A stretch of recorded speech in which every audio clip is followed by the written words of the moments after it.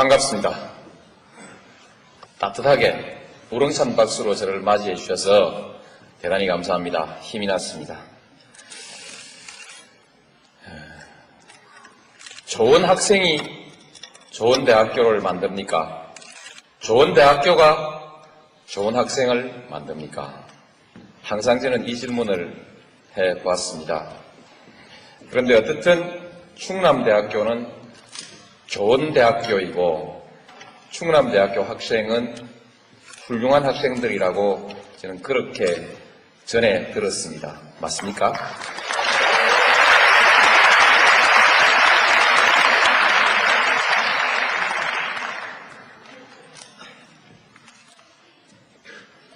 충남대학교가 좋은 대학교가 아니라도 여러분 한 분 한 분의 인격에 줄어들고 늘어나는 것이 별로 없을 것입니다. 실제에 있어서는요. 그러나 여러분들은 충남대학교 학생이라는 이유로 충남대학교가 좋은 대학교이기를 바라고 또 그 점을 매우 자랑스럽게 생각하시죠. 충남대학교가 좋은 대학교일 때 여러분도 함께 좋은 학생이 되는 느낌을 받지요. 실제로 남들도 그렇게 받아들입니다. 이제 정치가 별겁니까? 정치를 얘기하기 전에 여러분 한 분 한 분들의 소망을 한번 얘기를 해보죠. 우선 먹고 살아야 합니다. 아무리 많이 배운 사람도 아무리 잘난 사람도 먹고 사는 문제가 해결되지 않으면 날개축지가 꺾입니다. 밥 먹고 사는 것 말고 입고 또 들어가서 일하고 쉴 집이 있어야 하고 핸드폰도 있어야 하고 그렇죠? 먹고 사는 문제입니다. 거의 대부분의 사람들은 이 문제를 외면하지 못합니다. 아주 드물게 스피노자 같은 사람은 시간을 더 많이 갖기를 원했습니다. 그래서 가난을 선택하고 더 많은 시간을 선택했습니다. 그러나 보통 사람은 그러지를 못합니다. 우리는 보통 사람을 기준으로 또 생각할 필요가 있습니다. 그래서 먹고 사는 문제 걱정 없습니까? 걱정되시죠? 네. 그러나 잘 될 겁니다. 잘 되는 이유는 나중에 말씀드리겠습니다. 다음에 이제 그 문제가 해결되고 나면 안정을 원하지요. 오늘 당장 불안이 없고 나의 미래에 대해서 불안이 없고 내 아이의 미래에 대해서 불안이 없는 그런 사회를 여러분은 바랍니다.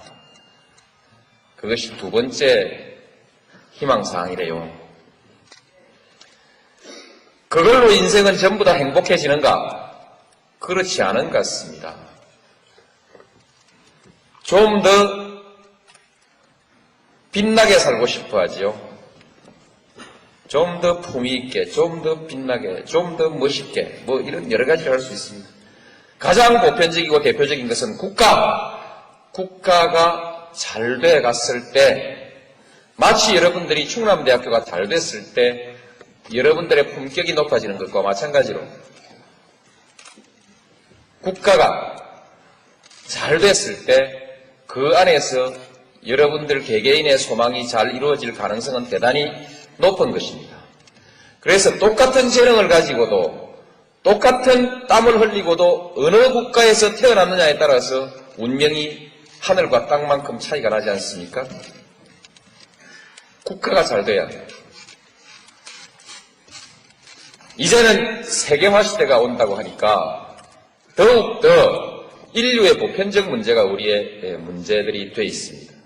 그래서 이제 우리의 문제가 해결되면 세계 질서가 우리 개개인의 삶을 충족시켜 줄 수 있는 삶의 질을 충족시켜 줄 수 있는 조건을 갖춰야 됩니다. 오래전부터 우리는 인류의 미래에 대해서 불안을 가지기 시작했습니다. 과연 얼마나 더 살 수 있을까? 얼마나 더 안전하게 살 수 있을까? 여기에서 해결되지 않은 우리 세계의 문제를 한번 짚어보면 기아와 질병의 문제, 해결이 되지 않고 있습니다. 전 세계 인구의 3분의 1이 아직도 기아 선상에 있다는 거 아닙니까? 기아와 질병. 아직도 사람들은 전쟁을 하고 싶어 합니다. 전쟁의 공포, 도덕적인 타락, 자원의 고갈, 환경의 파괴. 이런 문제들은 우리 인류가 함께 맞서서 싸우고 해결하지 않으면 안 되는 인류 사회에 대한 위협이죠. 저는 항상 이 문제가 우리의 궁극적 문제일지도 모른다 하는 생각을 하면서 정치를 해왔습니다. 제가 이 주제를 가지고 강연을 한 것은 이미 10년을 넘었습니다. 10년 이상 이 주제를 가지고 항상 강연을 해왔습니다. 이 중에 상당한 부분들이 국가 간의 이해관계의 다툼으로 해서 해결되지 않는 그런 일들입니다. 전쟁의 문제, 국가 간의 갈등입니다. 빈곤의 문제, 국가 간의 이기주의 때문에 세계에는 빈부의 격차가 심각하게 그냥 내버려져 있습니다. 이것처럼 국가와 세계의 질서가 아직도 모순되고 마찰을 일으키고 있습니다. 이와 같은 모순이 상당히 많이 해소되어 가고 있는 것을 우리는 유럽의 질서에서 찾아볼 수 있습니다. 어쨌든 상당 부분 해결돼 가는 부분이 있고 아직도 많은 문제가 남아 있습니다. 이 문제는 좀 더 먼 미래의 과제로 두더라도 당장 우리 한국의 질서는 어디로 가야 할 것인가?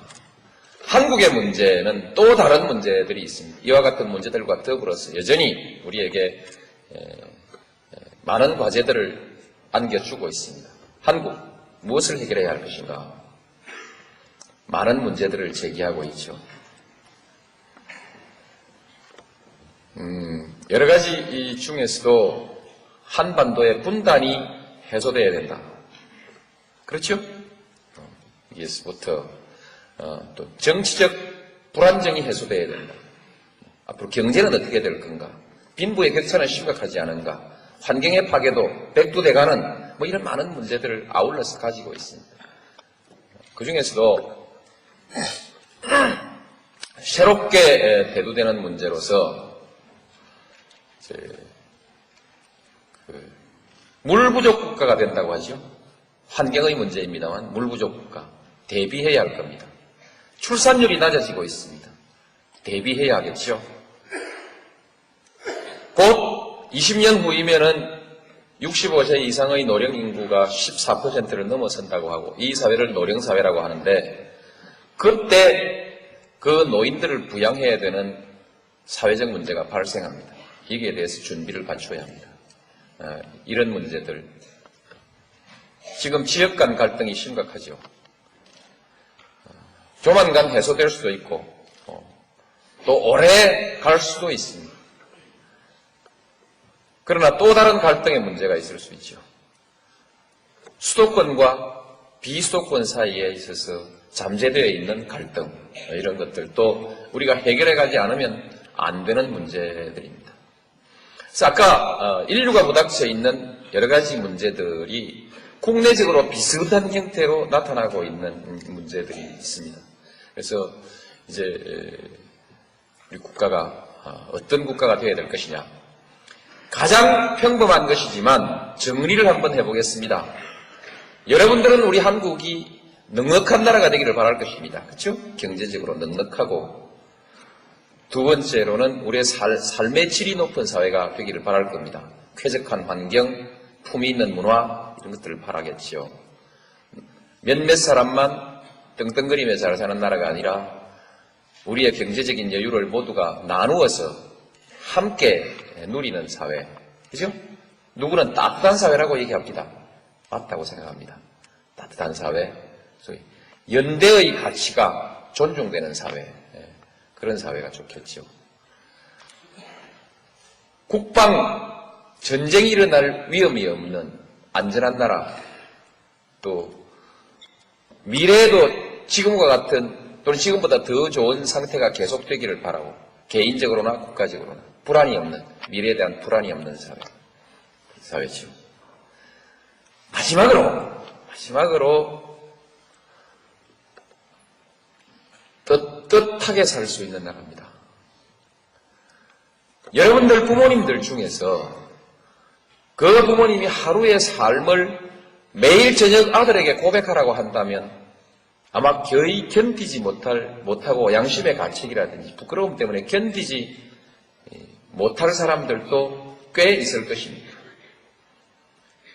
아주 가까운 예로 일본에 다녀온 사람이 일본의 거리 질서를 보고 공항에서 내려가지고 택시를 타려고 할 때 공항에는 지금 그런 일이 없지만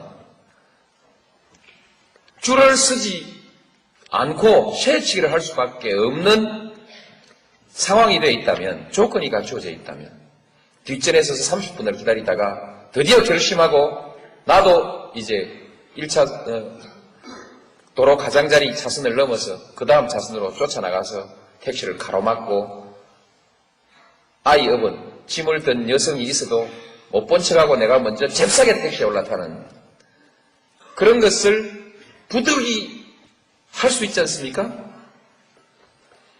만약에 이 사회의 부정과 비리, 뒷전으로 거래되고 있는 특혜, 이런 것이 일반화되어 있는 사회라고 한다면 조그만 건설업을 하는 사람은 원청자에게 또는 도급자에게 뭔가 뇌물을 줘야 하고 가서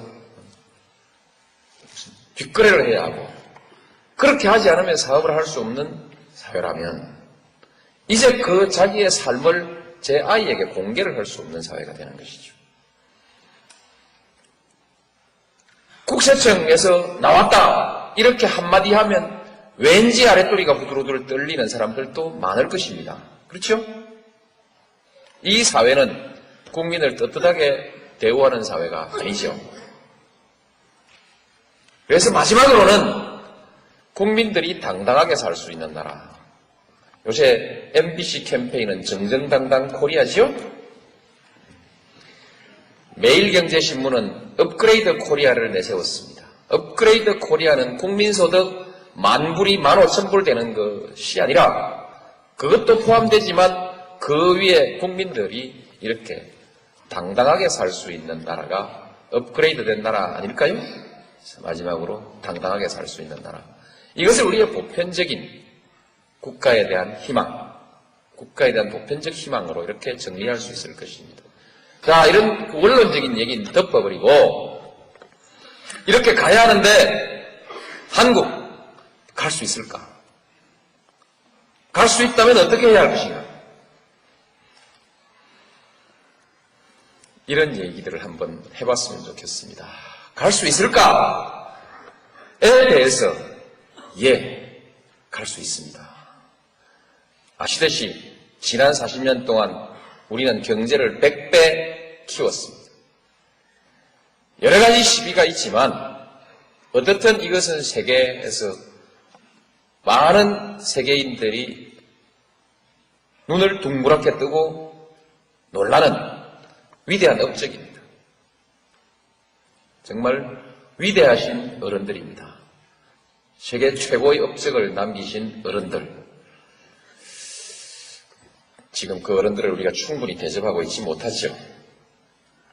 객담을 한마디 쓰겠습니다. 짐승도 제 새끼는 사랑할 줄 압니다. 사람과 짐승이 다른 것은 사람은 제 부모를 제대로 모실 줄 압니다. 어른을 공경할 줄 알기 때문에 짐승과 다른 것입니다.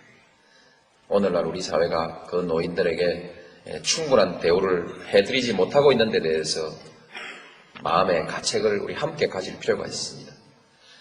여튼 제가 끝까지 말씀을 드렸습니다만 요컨대 우리는 위대한 실적을 가지고 있는 국민들이다. 이게 다 정치인들이 정치를 잘한 덕분 아닙니까?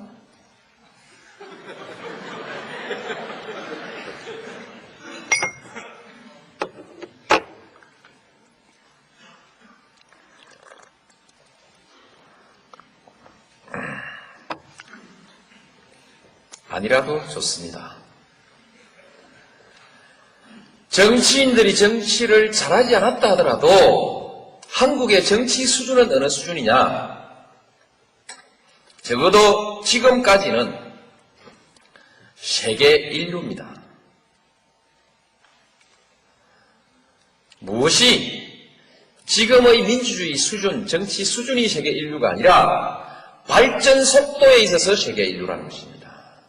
우리는 1945년 8월 15일 식민지로부터 해방됐습니다. 그 시기 전쟁이 끝나고 식민지에서 해방된 많은 나라들 중에서는 한국이 그래도 기죽났다. 기죽났다. 박수 한번 치는 겁니다. 이럴 때는.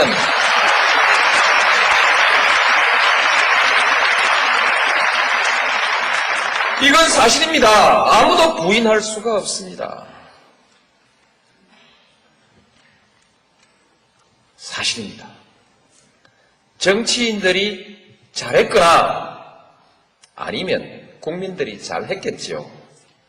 우리는 4.19를 해냈습니다. 또 79년 부마항쟁도 해냈고 80년 광주항쟁, 87년 6월항쟁, 세계 역사상에 현대사에서 한국만큼 이렇게 자주 들고 일어나서 그야말로 영어로 피플 파워를 제대로 행사한 나라가 그리 많지 않죠. 그죠? 대단한 나라입니다. 대단한 국민들이죠.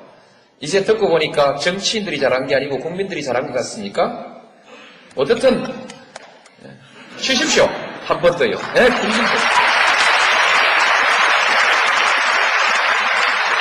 여러분들의 형님들에게, 여러분들의 아버지에게, 여러분들의 할아버지들에게 박수를 보내야 합니다. 정말 잘한 것입니다. 저도 그렇게 해서 여기까지 왔습니다. 앞으로 잘 갈 거냐? 잘 갈 수도 있고 잘 못 갈 수도 있습니다. 잘 갈 수 있는 조건, 지금 동북아 시대가 옵니다. 외부적 환경으로서 동북아 시대가 옵니다. 지금 중국, 일본, 한국을 둘러싼 약 7억 명, 중국 저 먼 데까지 하면은 15억을 넘는 인구를 동북아시아가 가지고 있습니다.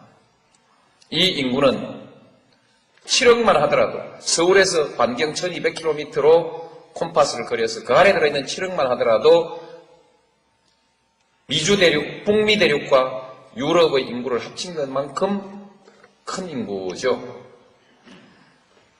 거대한 시장입니다. 또한 거대한 생산 공장이 될 수도 있습니다. 막대한 자원을 아울러서 가지고 있습니다. 인적 자원과 자연 자원들을 가지고 있습니다. 여기는 아직 개발되지 않았습니다.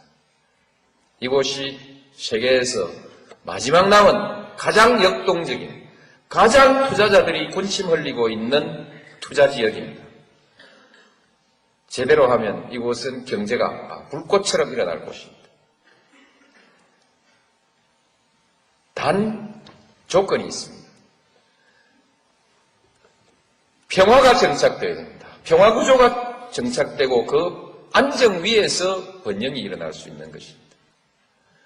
유럽처럼 상호 간의 교류가 활발해지고 협력하고 또는 여러 가지의 경제 거래 규범들이 통합되어야 됩니다. 표준이 통합되어야 됩니다.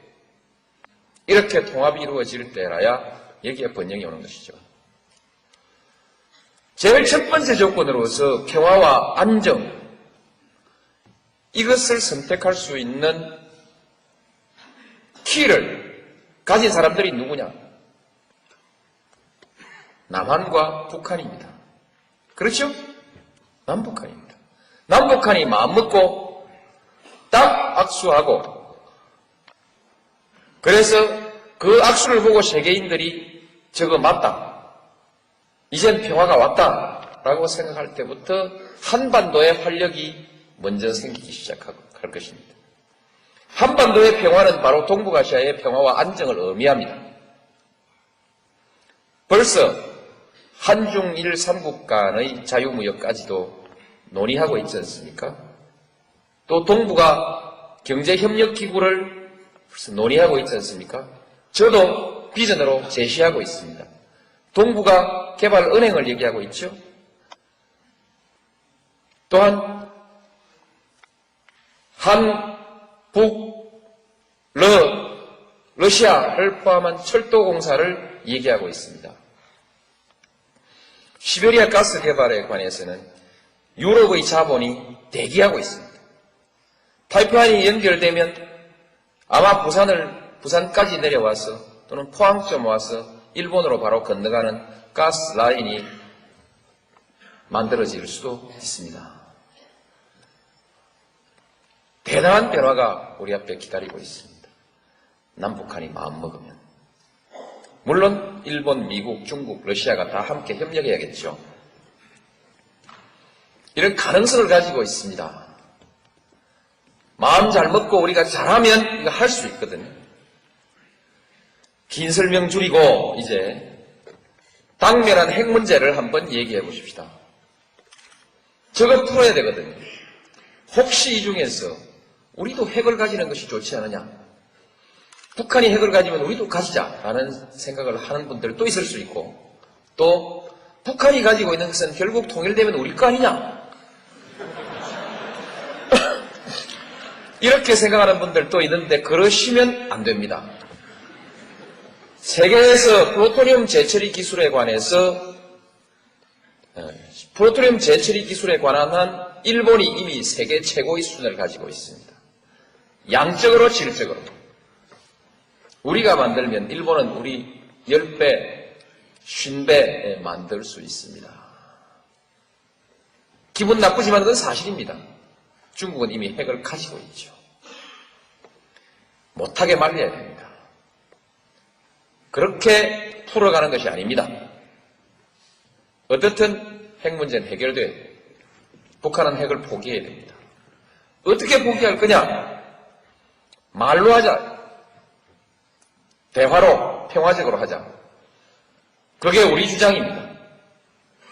그러니까 북한이 자꾸 뭘 내놓으라 그러고 협상을 하다가 탁자 걷어차버리고 나가버리고 만나자 해놓고 안 나오고 속을 썩입니다. 약이 오릅니다. 그러니까 대가를 뭔가를 줘야 합니다. 금강산 관광 당장 수지 맞지 않는 사업을 한다 이 말입니다. 10년, 20년 뒤에는 아주 수지 맞는 장사일지 모르지만 지금 당장 수지 안 맞는 장사를 이어나가는데 이것은 20년 뒤를 내다본 장기 투자이거나 아니면 남북 간의 평화를 구축하기 위해서 평화의 대가로 지금 지불하고 있는 돈이다. 억울하단 말이죠. 그래서 왜 퍼주냐? 그러나 퍼주고만 말 것은 아닙니다. 결국은 이와 같은 과정을 통해서 해결이 됩니다. 왜냐하면 북한은 이미 개방을 결정했습니다.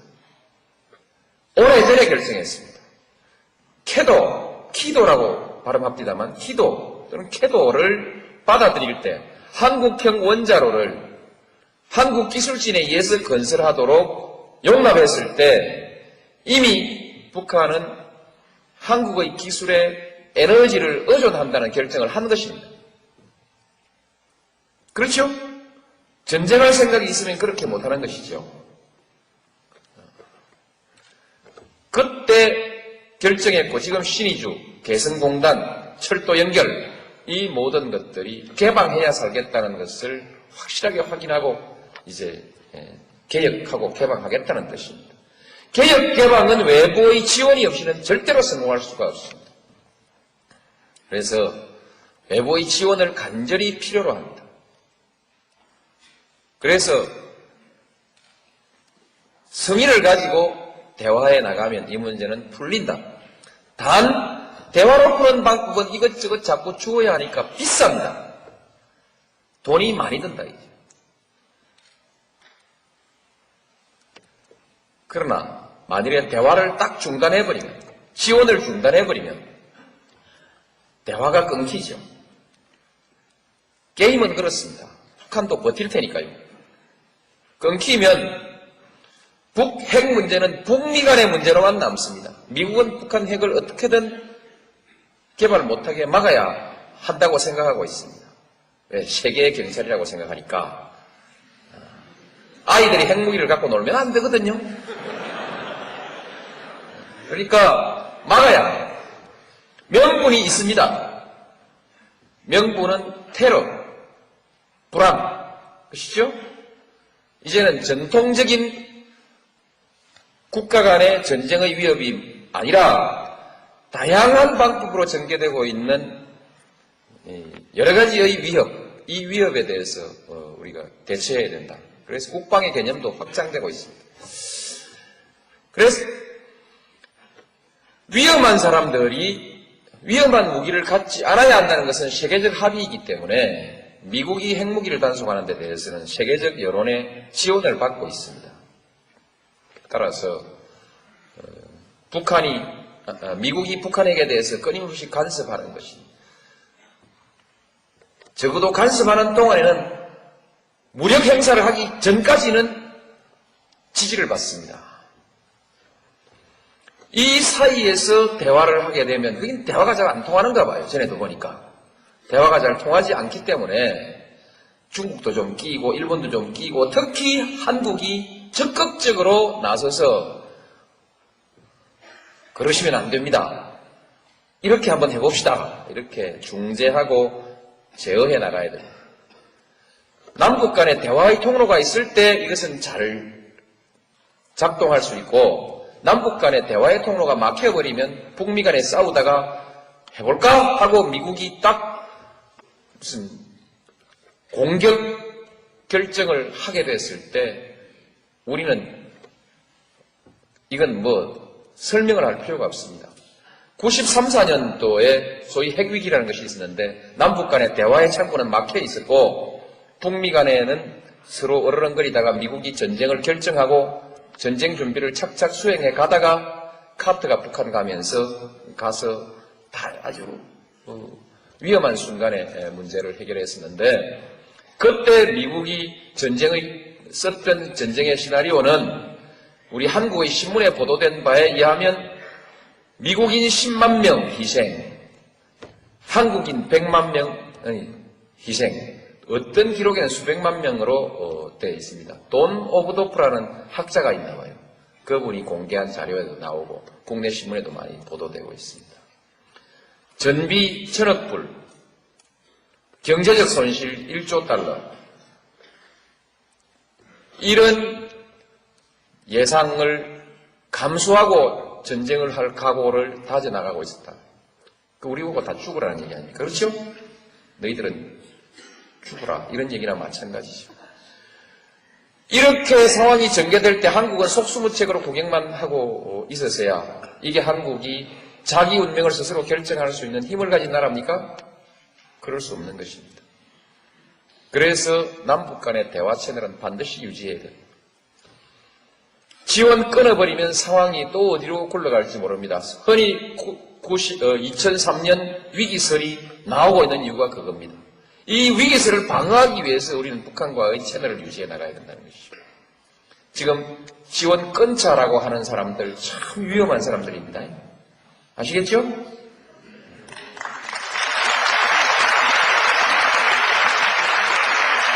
쉽게 말해서 전쟁 불사론자들이죠. 예? 전쟁 불사론자들. 전쟁 나면 자기들은 절대 안 다칠 겁니다. 재빨리 해외로도 갈 수 있고. 전쟁 나면 제일 먼저 맨 앞에 나가야 되는 사람들이 여러분들입니다. 제 아이도 예비군인데 아마 즉각 소집될 겁니다. 군에 안 갔다 온 사람들은 즉각 소집 안 돼요.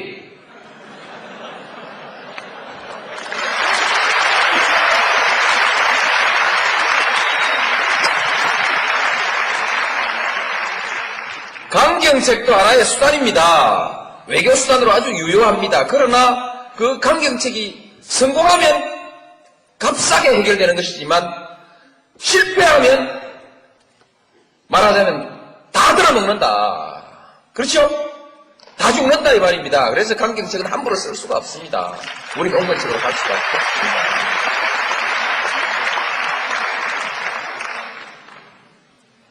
그렇게 해서 이제 우리의 남북 문제를 잘 풀어나가면 미래가 보장되는데 이것은 우리 역사의 대전환을 의미합니다.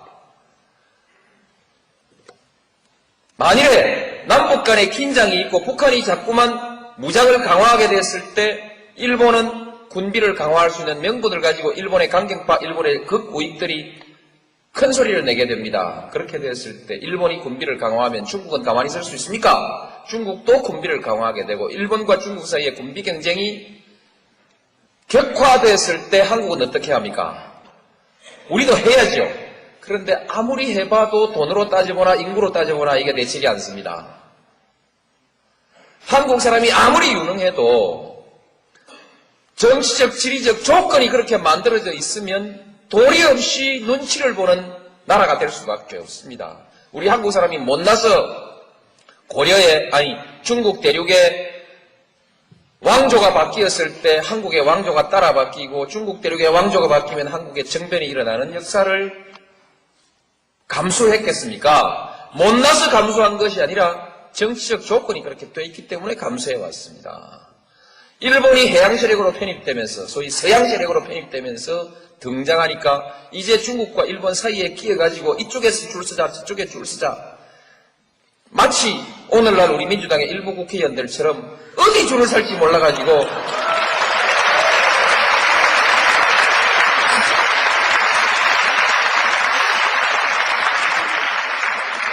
공론 통일이 안 되게 돼 있습니다. 안 되게 돼 있거든요. 헷갈리다가 그냥 무너져 버리는 것입니다. 이것이 우리 한국의 역사였고 이것은 변방의 역사였습니다. 누가 뭐라고 해도 중국과 일본의 군비 경쟁이 일어나고 여기에 긴장과 대결적 상황이 조성되면 우리는 또 그와 같은 상황을 감수하지 않을 수 없다. EU 같은 질서로 동북아 질서를 재편해내자. 그렇게 재편해냈을 때 중국도 좋고 일본도 좋고 한국도 다 좋습니다. 여기엔 수평적 관계, 평등의 관계가 있고 작은 나라라 할지라도 얼마든지 주도적 역할을 해낼 수가 있습니다. 일본은 전과가 있어서 동아시아의 공동 번영을 얘기하면 사람들이 수상하게 듣습니다. 중국은 너무 커요. 겁납니다. 그냥 있어도 겁나는데 한국이 동아시아의 통합을 주도해 나가야 합니다. 그랬을 때 의심 없이 서로가 받아들일 수 있는 질서를 만들어 나갈 수 있지 않겠습니까? 이제 동아시아의 질서를 주도해 나가는 새로운 시대, 수백 년 큰 나라의 눈치를 보면서 살아왔던 변방의 역사를 극복하고 이제 당당히 주도하는 역사, 자주의 역사로 갈 수 있는 절호의 계기를 우리는 지금 맞이하고 있습니다. 새로운 동북아 시대가 지금 오고 있고 그 시대에 우리는 이제 동북아시아의 주역으로 부상하는 것입니다. 멋지지 않습니까?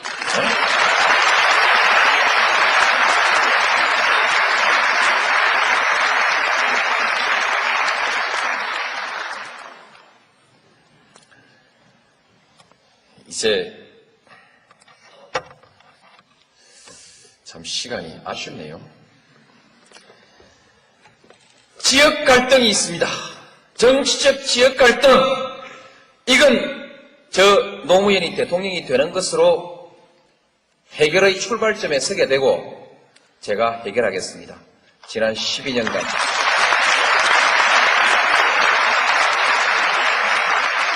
오로지 여기에 매달려왔습니다.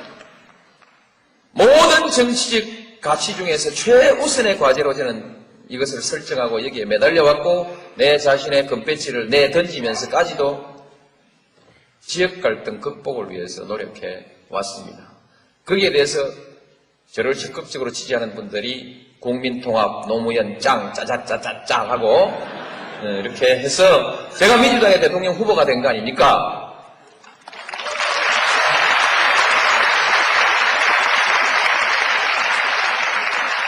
이것만 가지고 또 1시간 얘기거리가 있지만 접어놓고 넘어갑시다. 지역 갈등 해결되고 나면 해결 다 되냐? 노사 갈등도 있죠. 이것도 생략하고 넘어갑시다. 넘어갈 수 있습니다. 우리 신계륜 의원도 옆에 계시지 않습니까? 그죠? 노사 갈등 문제 신계륜 의원한테 제가 맡길 테니까 그냥 맡깁니다.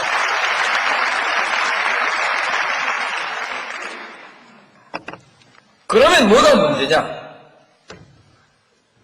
우리 사회에 국민 통합이 이루어지지 않으면, 그건 말고라도 국민 통합이 이루어지지 않으면 우리 사회의 효율성이 발휘될 수가 없습니다.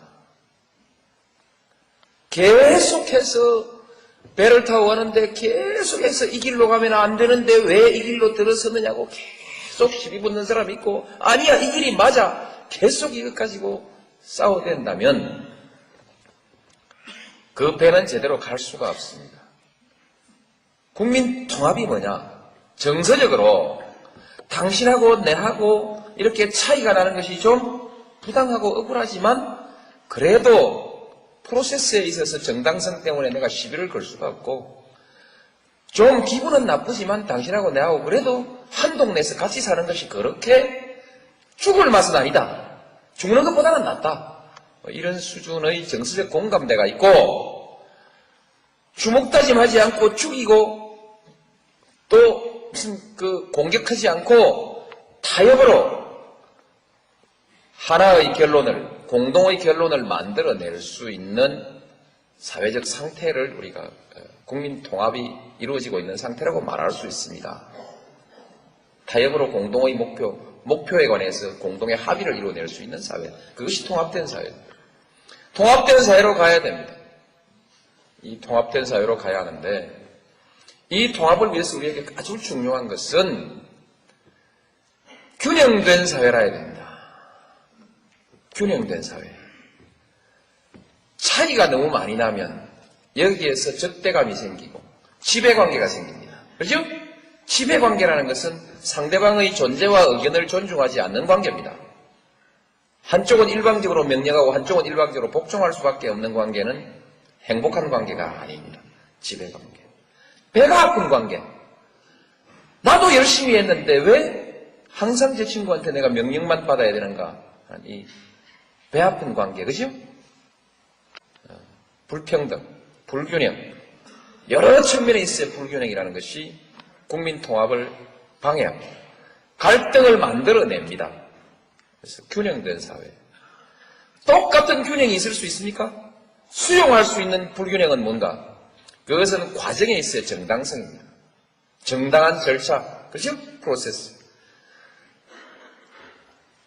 선거를 해서 저 친구가 반장에 뽑혔기 때문에 이제 그날 이후는 반장이 나한테 와서 줄 서라 해도 가서 줄을 서고, 나한테 뭐라고 이런저런 학급의 질서 유지를 위해서 필요한 요구들을 했을 때 그것을 수용하는 거 아닙니까? 선거 없었으면 그거 수용 못하는 거죠? 절차. 이런 절차를 포함해서 공정한 사회, 절차의 정당성을 포함해서 모든 것이 정당한 근거를 가지고 있는 사회를 공정한 사회라고 얘기하죠. 과정과 결과에 있어서. 하여튼 그냥 공정하다 이렇게 얘기하죠. 공정한 사회. 균형 사회를 이루는 내면적인 요소가 공정한 사회입니다. 공정한 사회. 이런 것들을 우리가 이루어 나가야 되는 것이죠. 자, 이제 갈등 얘기를 하려고 여기까지 왔습니다. 앞으로 우리 한국 사회의 심각한 갈등은 뭐가 될까? 수도권과 지방의 갈등이 될 것입니다. 여러분 지방대학 다니시죠? 열받죠? 억울하죠? 그렇습니다. 자세하게 설명할 것 없이. 요즘은 옛날엔 고등학교밖에 안 나온 노무현이 같은 친구도 절에 가서 머리 수건동에 메고 촛불 켜놓고 책 열심히 읽으면 고등고시도 합격하던 시절이 있었습니다. 요새는 안 된대요, 그렇게. 신림동 가서 학원 다녀야 된대요. 돈이 엄청 든대요.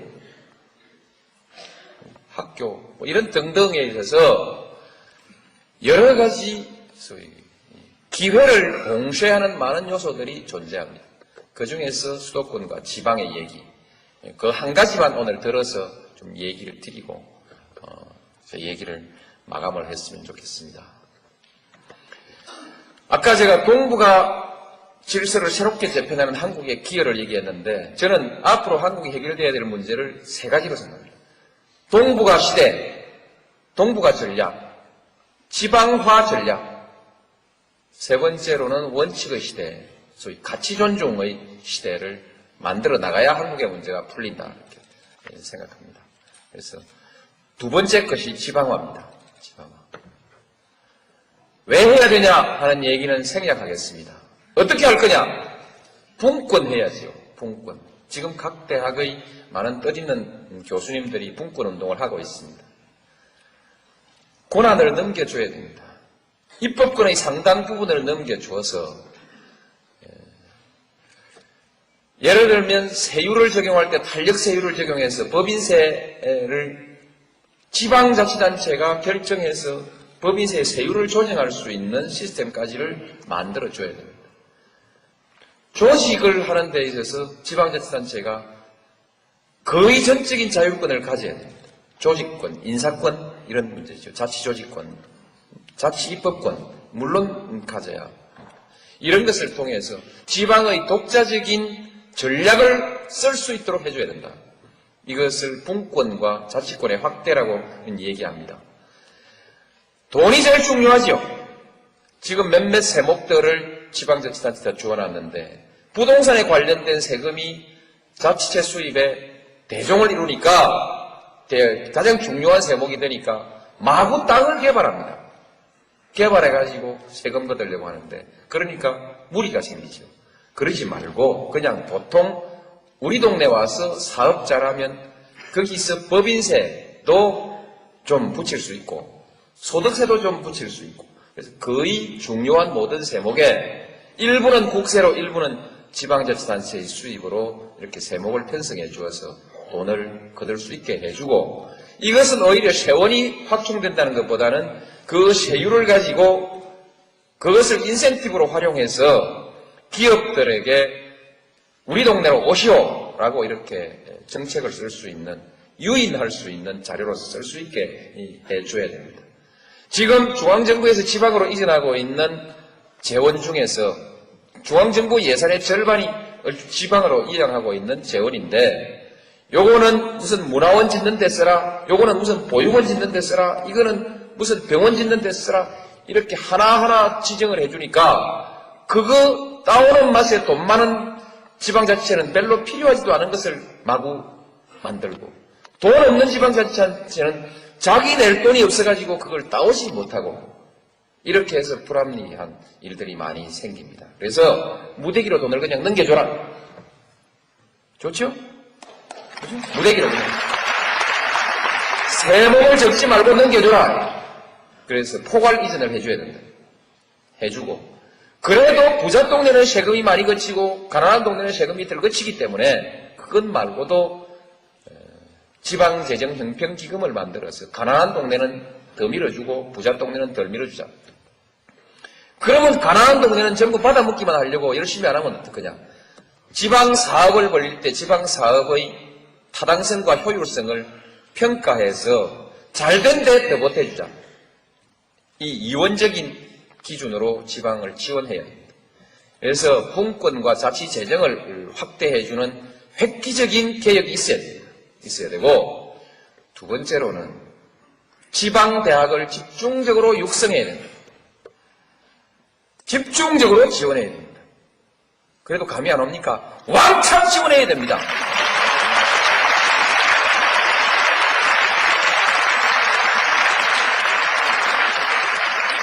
왜냐?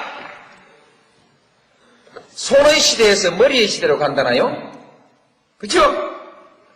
지식 기반 사회라는 게 그것을 의미하지 않습니까? 한국에는 특히 고학력 인구가 많기 때문에 지식 기반 산업에 많은 일자리를 만들어내지 않으면 안 됩니다. 그런데 이게 전부 서울로 다 집중되어 있습니다. 어떤 대기업 보고 왜 본사를 지방으로 한번 옮기지 않느냐고 했더니 거기엔 사람이 없대요. 지방대학 나온 사람 많이 있지 않냐고. 제가 물었더니 말고 박사급 인재들이 지방에 가서 안 산대요. 왜? 아이들 교육시키기가 어렵고 문화적 여건이 좋지 않고 그러므로 난 가기 싫다. 안 내려가니까 박사급을 데리고 못 가니까 대기업의 연구실 같은 것이 지방 가가지고는 제대로 안 되니까 못 내려가는 거야.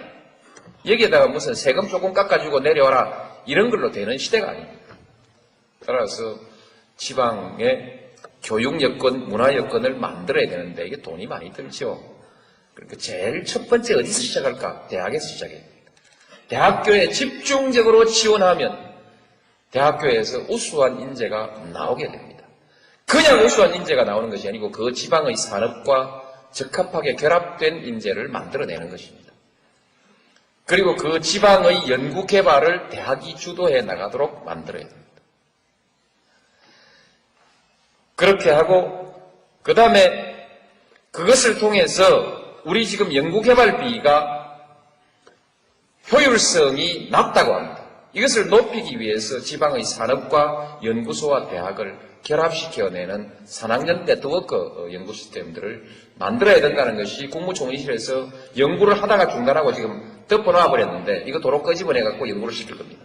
시켜서 그렇게 해서 연구개발비의 효율을 높여나가면서 지방대학을 육성하고 여기에 지식기반 사회의 근거를 마련하고 그 다음에 지방대학과 지방의 언론과 지방정부, 지방의 시민사회가 서로 협력체계를 만들어서 우리 도시의 미래를 어디로 끌고 갈 것이냐에 대해서 함께 연구하고 그 도시의 비전을, 그 지방의 비전을 스스로 만들고 제시할 수 있게 해줘야 된다는 것입니다.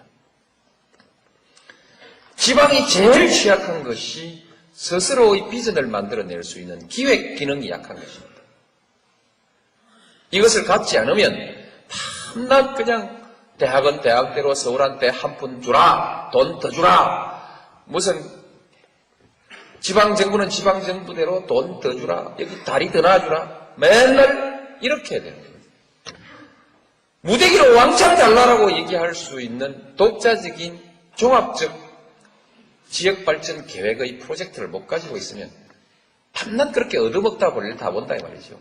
스스로 무대기 돈을 받아서 효율성 있게 지방을 발전시킬 수 있는 기획, 이것이 아주 중요합니다. 누가 아무나 할 수 있습니까? 대학에서 해야지. 그렇죠? 대학에서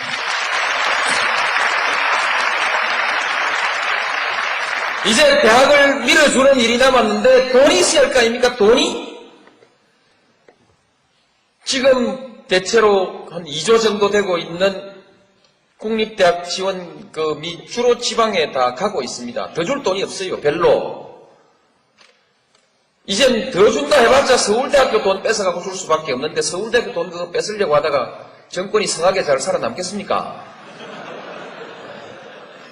그리고 돈이 뺏어봤자 돈이 그래 많지도 않습니다.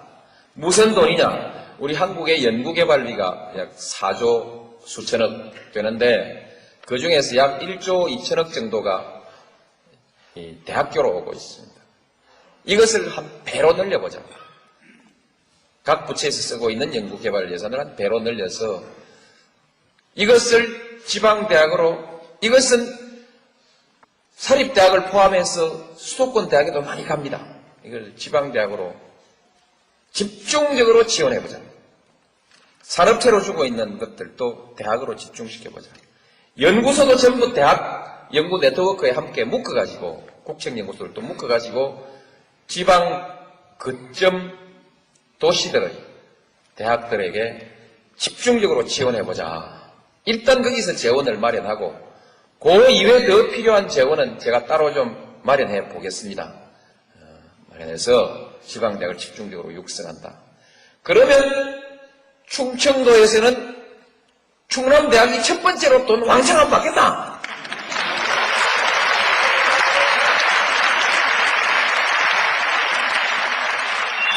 그리 되면 안 된단 말입니다.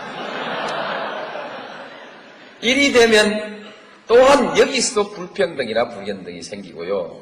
또 충청도 충남대학이 충청도 서울대학이 되어버리면 이게 또 원성의 표적이 되지 않습니까? 학교별로 여러 가지들의 특성 있는 학과들을 선택하고 또 우수한 교수님들이 상호 연계해서 네트워크를 형성해서 컨소시엄을 하든지 이런 방식으로 해서 각기 특성 있는 것으로 해서 어느 하나의 특정 분야에 관한 하는 다른 대학의 연구 역량까지를 다 모아서 키우고 서로 교환하는 거죠. 키우고 거기에 관한 하는 서울대학교 안 부럽다가 아니라 서울대학교는 이제 내일 와라, 다음에 와라 할 만큼 이렇게 지방대학을 제가 육성하겠습니다. 육성해서 그렇게 해서 지방대학을 육성한다. 그것이 그냥 대학의 육성이 아니라 그 도시의 발전을 담보하는 것으로 그렇게 저는 계획하고 있습니다.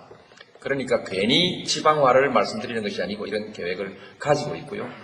조금 전에 제가 말씀드렸듯이 그러자면 지방의 언론의 역할이 아주 큽니다. 그래서 지방 언론, 지방신문, 지방방송들의 독자성과 개성들을 살려나가야 됩니다. 그래서 중앙신문에 지방신문이 잡아먹히는 것을 막아야 됩니다. 지금 중앙 거대 신문들이 지방에다가 처음에는 인쇄하는 곳만, 인쇄공장만 만들더니 이제는 지방판 만드는 지사 비슷한 것을 만들고 독립법인을 만들 계획을 가지고 있는데 이렇게 되면은 서울신문이 대전신문들 다 죽여버려요. 대구신문 다 죽여버리고 부산신문 다 죽여버리고 독점돼버리면 한 사회 문화가 획일화돼 버리지 않습니까? 획일화돼 버리면 큰일 납니다. 획일화된 사회는 화석처럼 굳어버립니다. 상상력에 빈곤이 생기고 창의력이 쪼그라들죠. 그래서 안 됩니다. 그래서 지방 언론 살려야 됩니다. 지방신문 스스로도 잘해야 되겠지만 살려줘야 됩니다. 방송도 지방방송이 살도록 해줘야 됩니다. 그래서 지금 지상파, 서울 지상파 방송의 재전송 문제에 대해서 지금 방송사가 싸우고 있는데 이것은 단순히 방송사끼리의 밥그릇 싸움이 아니라 지방 문화의 다양성을 살릴 거냐 살리지 않을 거냐라고 하는 우리 시대의 정책과 맞물려 있는 문제이기 때문에 이건 대단히 중요하게 다뤄야 됩니다.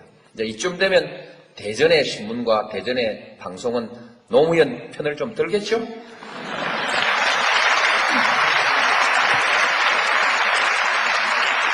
왜냐하면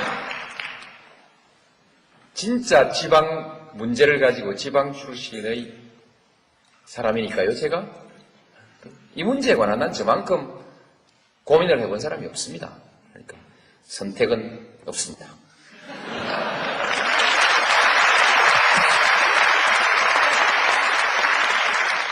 그래서 고민 끝에 제가 오래전부터 분산을 위해서 행정수도 지방 이전을 얘기했었는데 이제는 지방의 시각을 가지고 지방을 살려내기 위해서는 행정수도를 지방으로 옮겨놓고 지방의 눈으로 국가행정을 한번 해봐라. 그렇게 하기 위해서 행정수도를 옮겨버리기로 결심을 했습니다. 자세한 내용 설명 안 드려도 많이 들으셨죠?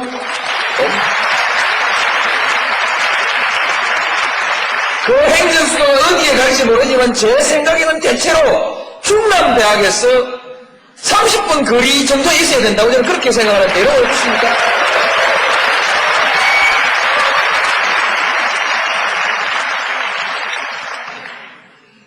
이제 이것만 해도 여러분들 뭐 배가 부르실 텐데 제가 뭐 자꾸 더 드릴 건 없지 않습니까? 그렇죠? 근데 그래도 이제 몇 마디 마무리는 해야죠. 그렇게 이것은 지방의 시각을 가지고 행정을 해야 지방시대가 온다는 뜻 때문에 행정수도를 말씀드린 것이니까요. 또 질문이 있으면 혹시 또 추가하더라도 단순 충청표를 의식하고 이런 것이 아닙니다. 제가 정말 저 정치 그렇게 안 했습니다. 정치 그렇게 안 했고요.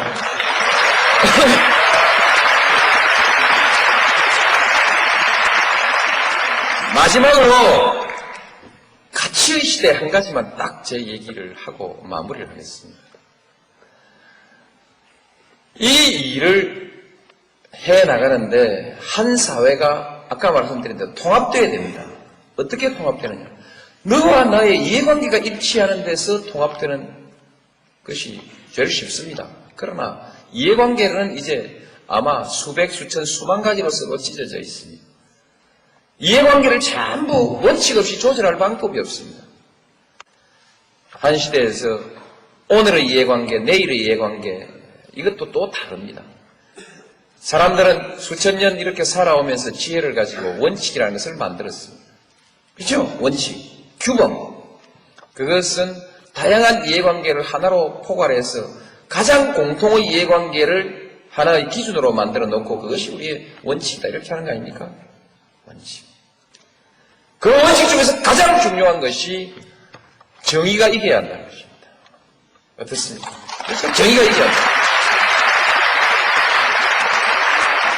정의가 이기자면 그 시대를 살고 있는 사람들의 마음속에 가치를 존중하고 가치를 지향하는, 옳은 것을 지향하는 갈망이 있어야 된다. 앞으로 한국이 제대로 되느냐 안 되느냐의 마지막 얘기는 여러분들 가슴 속에 정의감이 있느냐, 정의가 이겨야 된다는, 정의가 이기도록 해야 된다고 하는 결의가 서 있느냐. 정의가 무너진 사회에서는 어떤 번영도 있을 수 없습니다. 어떤 번영도 갈등과 대립과 투쟁으로 다 무너질 수밖에 없습니다. 그래서 가치를 소중하게 생각하고 가치를 추구하고 정의가 이기는 사회를 만들기 위해서 노력하는 사회. 한국은 특별히 기회주의가 승리하고 행세해온 사회입니다. 일제에 붙었던 사람들, 재빨리 미국에 줄 섰던 사람들, 재빨리 독재에 줄 섰던 사람들, 그렇죠? 공부깨나 한 사람들이 전부 거기에 빌붙어가지고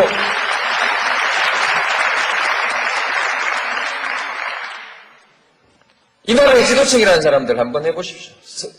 국무총리를 시키려고 사람을 찾아보니까 과거가 깨끗한 사람이 없어. 그렇죠? 들었다 놔버렸어. 안 되겠어. 또 한 사람 모셔와가지고 또 해보니까 또 아니야. 세 번째 또 모시고 왔는데 여기도 문제가 있어. 문제가 있지만 이러다가 국무총리 자리 비워놓을 판이 되니까 막 미안합니다. 그렇게 얼마나 여러분 생각해 보십시오. 부끄러운 나라입니다. 부끄러운 그들이 대법원 판사, 그들이 대학 총장. 우리가 너무 까다로웠는지 모르지만 근데 대통령 후보 하겠다는 사람들은 훨씬 더 큽니다.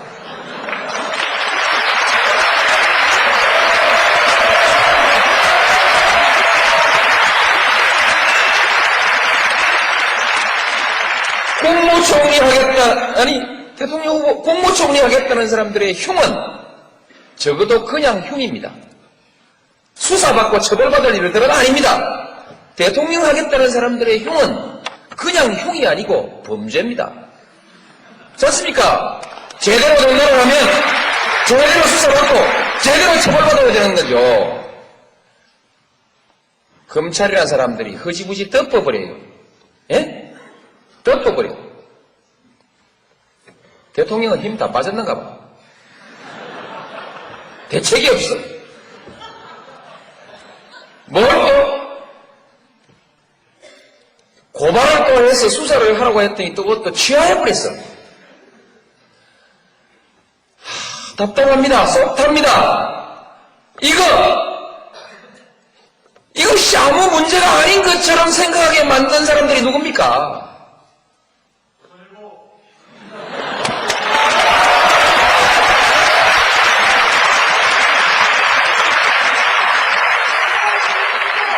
이거 개혁해야 됩니다. 누가 어떤 방법으로 하는지에 대해서는 비밀입니다.